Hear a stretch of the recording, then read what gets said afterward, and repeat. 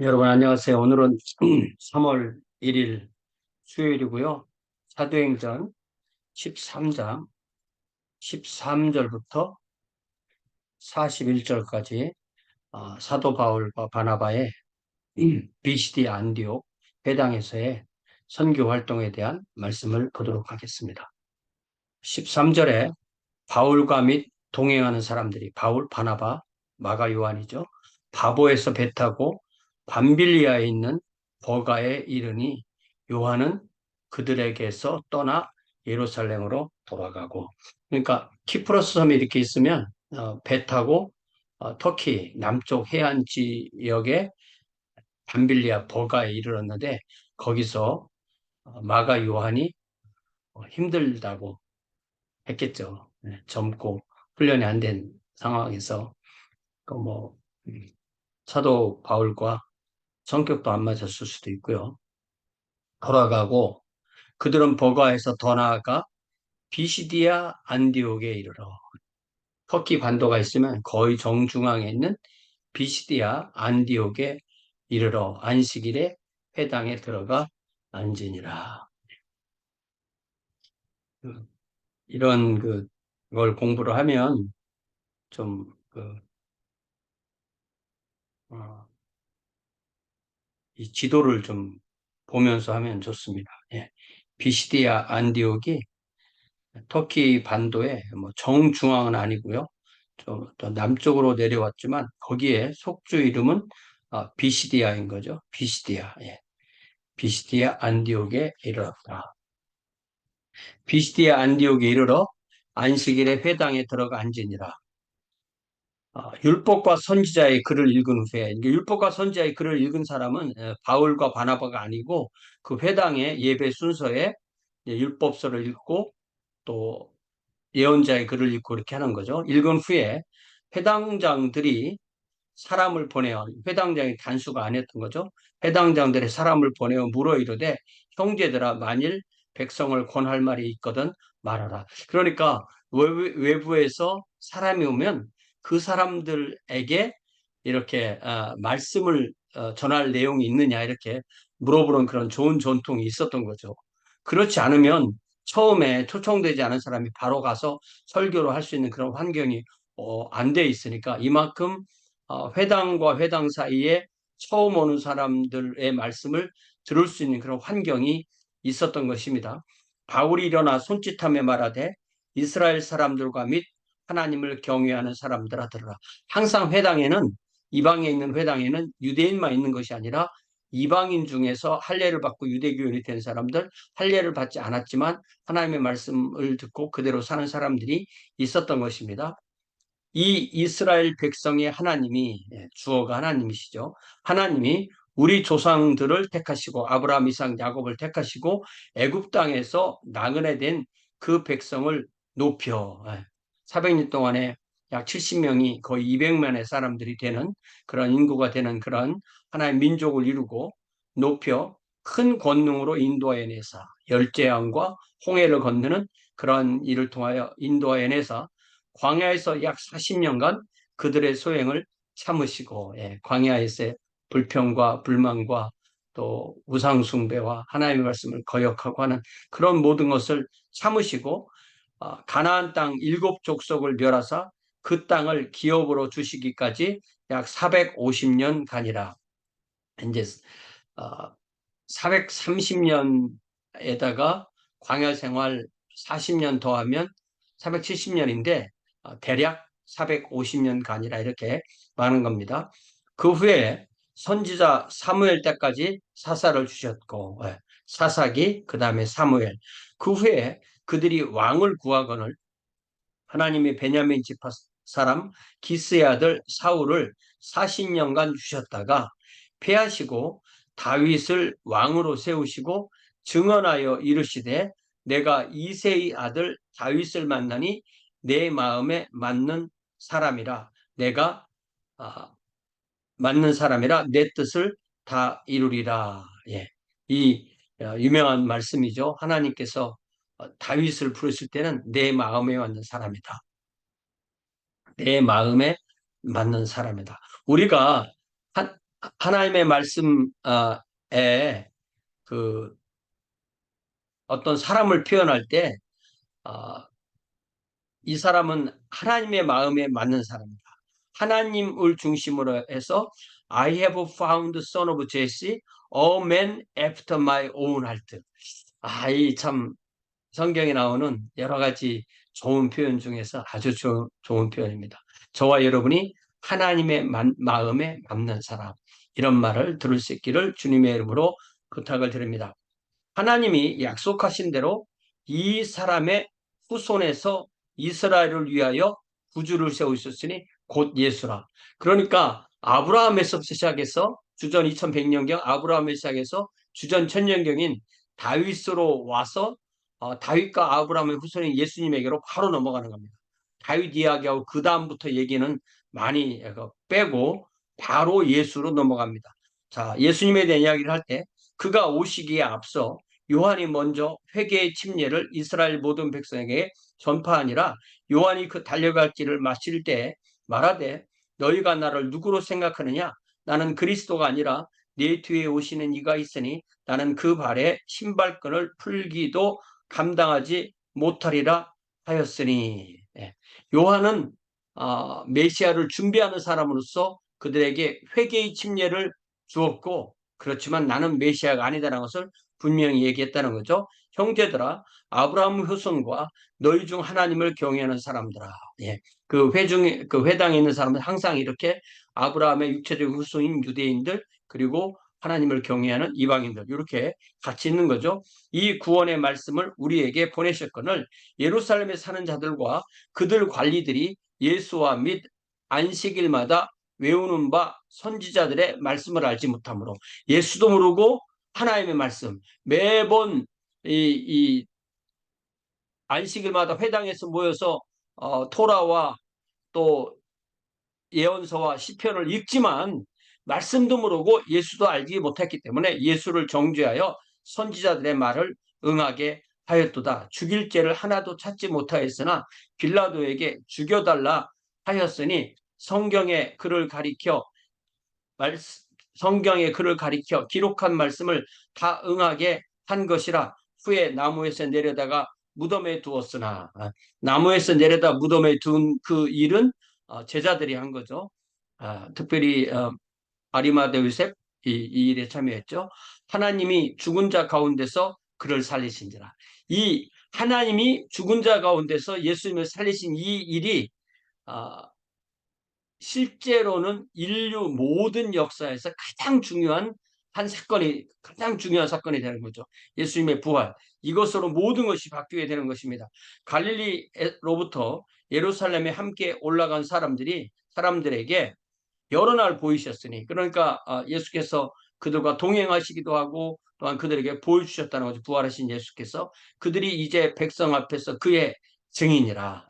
아직도 많은 이 증인들이 살아있는 거죠. 우리도 조상들에게 주신 약속을 너희에게 전파하노니 하면서 이제 구약성경을 인용합니다. 곧 하나님이 예수를 일으키사 우리 자녀들에게 이 약속을 이루게 하셨다 함이라. 시편 둘째 편에 기록된 바와 같이 너는 내 아들이라 오늘 너를 낳았다. 그러니까 이 오늘 너를 낳았다는 것은 어제는 내가 너를 낳지 않았고 내일은 이제 내가 너를 낳은 지 하루가 지났어, 이런 말이 아니라 성부 하나님과 성자 하나님은 항상 성부와 성자의 관계가 있다, 이런 말씀인 거죠. 그러니까 이 시편 2편 7편에 예언된 이 말씀이 바로 나사렛 예수님의 그 부활을 통해서 입증되었다. 이분이 바로 하나님께 성자께서 오신 분인 것이 드러났다, 이런 표현인 거죠. 또 하나님께서 죽은 자 가운데서 그를 일으키사 다시 썩음을 당하지 않게 하실 것을 가르쳐 이르시되 내가 다윗의 거룩하고 미쁜 은사를 너희에게 주리라 하셨으며, 이게 이제 시편 이사야 55장 3절 말씀을 인용한 건데요. 이사야 55장 3절 말씀에 이렇게 되어 있죠. 너희는 귀를 기울이고 내게로 나와 들으라. 그리하면 너희의 영혼이 살리라. 내가 너희를 위하여 영원한 언약을 맺으리니 곧 다윗에게 허락한 확실한 은혜니라. 이 다윗에게 허락한 확실한 은혜가 예수 그리스도를 통하여서 우리에게 임했다는 것입니다. 자, 다시 읽어볼게요. 또 하나님께서 죽은 자 가운데서 그를 일으키사 다시 썩음을 당하지 않게 하실 것을 가르쳐 이르시되 내가 다윗의 거룩하고 밑부는 사를 너희에게 주리라 했다는 것이 다윗의 죽음만 봐서는 이해가 안 된다는 거예요. 예수 그리스도의 성육신과 십자가의 대속과 장사와 부활을 통해서 그것이 이루어진다라고 말하는 것입니다. 하셨으며 또 다른 시편에 일렀으되 주의 거룩한 자로 썩음을 당하지 않게 하리라 하셨느니라. 시편 16편에 나오는 이 말씀, 시편 16편 10절에 나오는 그 말씀, 사도행전 2장에 나오는 베드로의 설교에서도 인용해서 한 내용이죠.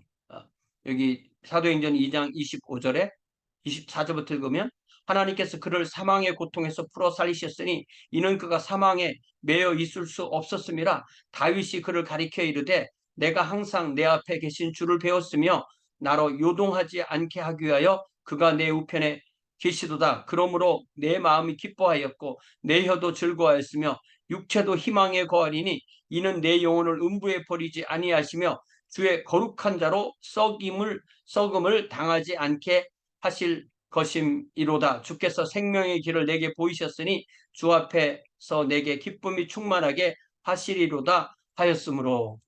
이 다윗에게 허락한 확실한 은혜라는 것은 이사야 55장 3절에 다윗에게 언약한 확실한 은혜라는 것은 예수 그리스도의 부활을 통해서 얘기하는데, 이 다윗이 시편 16편에서 주의 사랑하는 자를 주의 거룩한 자로 썩음을 당하지 않게 하였다는 말의 뜻은 사도행전 2장 29절에 형제들아 내가 조상 다윗에 대하여 담대히 말할 수 있노니 다윗이 죽어 장사되어 그 묘가 오늘까지 우리 중에 있도다. 그는 선지자라 하나님이 이미 맹세하사 그 사촌 중에서 한 사람을 그 위에 앉게 하리라 하심을 알고 미리 본그로 그리스도의 부활을 말하되 그가 음부의 버림이 되지 않고 그의 육신이 썩음을 당하지 아니하리라 한 거다. 이렇게 베드로가 오순절 설교에서 한 것처럼 동일하게 바울도 그 시편을 인용하여 말하는 것입니다. 그러면서 사도행전 13장 36절에서 다윗은 당시에 하나님의 뜻을 따라 섬기다가 잠들어 그 조상들과 함께 묻혀 썩음을 당하였을 때, 다윗은 썩음을 당하였지만 하나님께서 살리시니 예수 그리스도는 썩음을 당하지 아니하였으니. 그러니까 이 이사야 55장 3절과 시편 16편 10절 말씀이 다윗의 예언에 의해서 다윗에 대한 예언이 온전히 이루어진 분이 예수 그리스도다, 이렇게 말하는 거죠. 그러므로 형제들아 너희가 알 것은 이 사람, 예수죠, 이 사람을 힘입어 죄사함을 너희에게 전하는 이것이며, 또 39절이 핵심입니다. 또 모세의 율법으로 너희가 의롭다 하심을 얻지 못하던 모든 일에도 이 사람을 힘입어 믿는 자마다 의롭다 하심을 얻는 이것이라. 이때가 1차 선교여행이잖아요. 그리고 나서 1차 선교여행 다녀와서 갈라디아서 쓴 거잖아요. 그럴 때 참 제가 굉장히 주목하는 것은 사도 바울은 이미 1차 선교여행을 할 때 그의 신학이 완성된 거예요. 그의 뭐 나중에 뭐 더 발전하고 이런 게 없는 겁니다. 이만큼 이 사도행전 13장 39절에 이신득의 율법의 행위로서가 아니라, 모세의 율법의 행위로서가 아니라 오직 예수 그리스도를 믿음으로만 우리는 죄사함의 은혜를 받는다. 다윗에게 허락한 확실한 그 은혜가 예수 그리스도를 통하여서 우리에게 임했다는 것이 여기에 분명하게 드러납니다. 그러므로 너희는 선지자들을 통하여 말씀하신 것이 너희에게 미칠까 삼가라 일렀을 때 보라 멸시하는 사람들아 너희는 놀라고 멸망하라 내가 너희 때를 당하여 한 일을 행할 것이니 사람이 너희에게 일러줄지라도 도무지 믿지 못할 것이리라 하였느니라 아니라.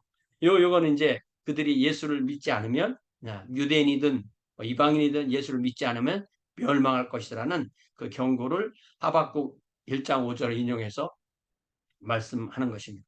자, 우리가 이 사도행전을 읽을 때마다 사도행전하는 모든 강화는 똑같은 내용이 하나도 없어요. 다 다릅니다. 말한 사람이 다르고 말한 사람이 같아도 또 같은 내용을 반복하지는 않는 거예요. 그런 거 볼 때 요 사도행전 13장 16절부터 41절까지 요 한 30절 정도 되는 이 말씀은 사도 바울의 회당 설교의 전형이다. 이렇게 우리가 이해를 하면 좋겠습니다. 다음부터는 회당에 가서 말씀을 전했다고 하지 다시 이 내용을 반복하지 않거든요. 그럴 때 갈라디아서는 이렇게 이제 1차 선교행 이후에 생겨난 이 갈라디아 지방 교회들에게 보낸 편지잖아요. 그것도 역시 편지 그 선교를 하고 난 이후에 보낸 거예요. 네.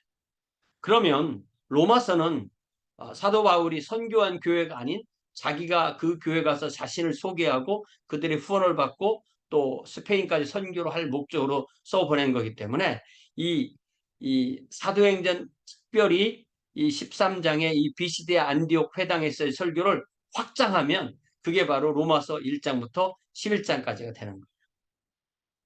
네. 그러니까 로마서 말씀 우리가 더 자주 공부하고 핵심적으로 공부해야 되는 이유는 바로 그것이 그러한 내용으로 사도 바울이 언제고 어디서고 가르쳤다라는 것을 우리가 알게 됩니다. 그리고 그 핵심에는 예수 그리스도의 오심, 다윗의 후손으로 오심, 정죄되심, 나무에 달려 돌아가심, 장사되심, 부활하심. 그 부활하심으로 그분이 하나님의 아들이신 것이 드러나심. 그리고 우리는 그분을 믿게 되면 모세의 율법으로는 얻지 못하던 의롭다 하심을 이 사람 예수 그리스도를 힘입어 믿는 자마다 의롭다 하심을 얻는다. 이러한 복음의 핵심을 전하는 거죠. 제가 한 군데만 더 읽어드리면 바로 고린도전서 15장에서 사도 바울이 나는 이 복음을 만들지 않았고 받았다. 사도행전 15장 형제들아 내가 너희에게 전한 복음을 너희가 알게 하노니 2차 선교여행에서 고린도에서 복음을 전하고 난 이후에 보낸 편지가 고린도전서니까 내가 너희에게 전한 복음을 너희에게 알게 하노니 이는 너희가 받은 것이요 또 그 가운데 선 것이라 너희가 만일 내가 전한 그 말을 굳게 지키고 헛되이 믿지 아니하였으면 그로 말미암아 구원을 받으리라. 내가 받은 것을 먼저 너희에게 전하였노니 이는 성경대로 그리스도께서 우리 죄를 위하여 죽으시고 장사 지낸 바 되셨다가 성경대로 사흘 만에 다시 살아나사 게바에게 보이시고 베드로죠. 후에 12사도에게와 그 후에 500여 형제에게 일시에 보이셨나니 그 중에 지금까지 대다수는 살아있고 어떤 사람은 잠들었으며 그 후에 야고보에게 보이셨으며 그 후에 모든 사도에게와 맨 나중에 만삭되지 못하여 난 자 같은 내게도 보이셨느니라. 이게 이제 사도행전 9장에 나오는 다메도상에서 사도 바울이 주님을 만난 얘기를 합니다. 그래서 세상의 역사에서는 뭐 어떻게 볼지 모르지만 우리 믿는 사람들이 보는 역사의 가장 핵심은 예수 그리스도께서 부활하신 순간이에요. 그래서 우리가 지금 이제 사순절을 지내면서 예수 그리스도의 고난을 묵상하면서 이제 사순절을 지나고 있지만 가장 핵심은 부활입니다. 부활로 하나님은 세상을 다시 창조하시고 예수 그리스도의 부활하신 몸이 바로 우리가 그렇게 될 몸이에요. 그렇기 때문에 우리는 예수님 안에 우리 자신을 둘 때 예수 안에서 하나님과 화목하게 되고 예수 안에서 우리도 예수님과 같은 몸으로 부활하는 그 소망을 가지고 있기 때문에 우리가 매일의 삶에서 주님의 자녀로서 또한 그렇게 살게 되는 것입니다. 사랑의 아버지 하나님, 오늘 사도 바울의 비시디아 안디옥 선교에서의 그 설교 말씀을 보면서 다시 그의 설교가 예수 중심, 하나님 중심, 복음 중심, 또 죄사함을 선포하는 아름다운 소식을 전하는 것을 다시 한번 들었습니다. 우리가 이 복음 안에 거하게 하옵소서. 이 순수하고 이 원색적이고 이 근본적인 복음에 거하여 우리가 주님의 그 뜻 안에서 하나님의 왕국의 백성으로, 하나님의 제사장 왕국의 제사장으로 그렇게 살 수 있는 귀한 주의 자녀들로 인도하여 주옵소서. 특별히 이 사순절 기간 동안에 우리가 주님의 고난을 묵상하며 주와 함께 걸으며 또한 주님의 복음을 더욱더 깊이 깨닫고 또한 이 복음으로 살아내는 귀한 주의 자녀들로 복 내려 주옵소서. 예수님의 이름으로 기도하옵나이다. 아멘. 네, 고맙습니다. 돌아오는 주일은 3월 5일 주일이고 우리가 함께 모여 성찬을 나누고 또한 주님 앞에 예배하도록 하겠습니다. 고맙습니다.